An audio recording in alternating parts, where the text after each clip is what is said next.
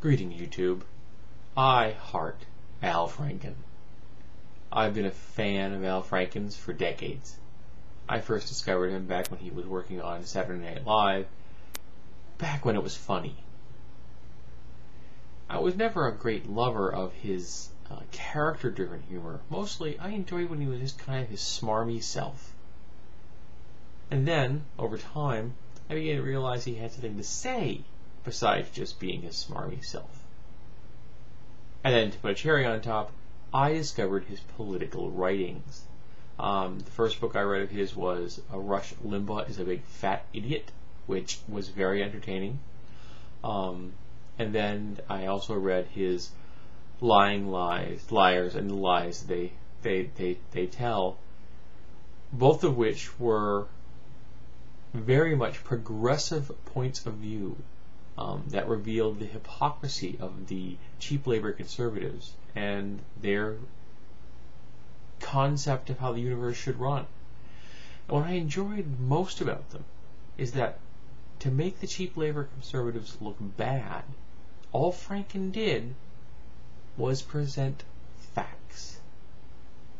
Yes, he made up humorous stories to go along with the facts, but all he did was research things, present the facts with notes so that you can go look the facts up if you so choose, and the cheap labor conservatives looked really, really bad. But then I heard he was going to run for political office in Minnesota. And I thought, well, I know he's very serious when it comes to politics. Maybe he's doing this for real. I mean, it isn't a joke like Stephen Colbert. And he ran for office. And the runoff was so tight that they had to do a recount. And eventually it went to the state Supreme Court, and potentially it could have even gone higher. But his opponent, realizing the damage that it was doing for his state, conceded. And Al Franken got elected. He be a Congress critter. And since he's joined our esteemed legislature in Washington, D.C., he has made me proud as one of the few politicians I've ever encountered who would stand up and say, no, that isn't right. This is what we should be doing.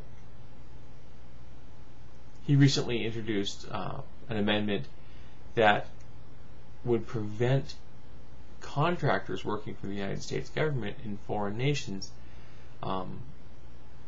from not letting their employees sue their companies for criminal acts. That they do not have to go to arbitration, which is, I guess, the most common form of legal resolution for contractors working for people working for contractors and for the United States government. And there are times when arbitration is the best method. It's often faster. It can be frequently be fair. And I think it's applicable in many civilian circumstances. But there was a situation where a woman was gang raped, and when she attempted to report this crime as a criminal offense, the contractor she worked for locked her into a box, a cargo hold, and wouldn't let her out for 24 hours in an attempt to intimidate her into seeking arbitration for a criminal offense. That right there is offensive. So Mr. Franken thought, we should not allow this to happen to our citizens, regardless of where they are. And the amendment did pass. There were 30 votes against this, against a woman who was gang raped and then assaulted again by the company that she worked for and the legal system. And 30 people that voted against it were, as it will come as no shock to anyone, male, and all Republicans. And then Mr. Franken recently talked about health care, and I've seen him do so both in public on film and in committee, and he would not let someone weasel out of answering the questions as they should be answered. he's a good man. He's a good thinker. He has a wonderfully dry delivery. He's well informed. And he won't let people back down from doing their jobs. I have a similar respect for Mr. Biden, for his stance on the torture issue when it was in committee concerning Ashcroft. He also would not back down.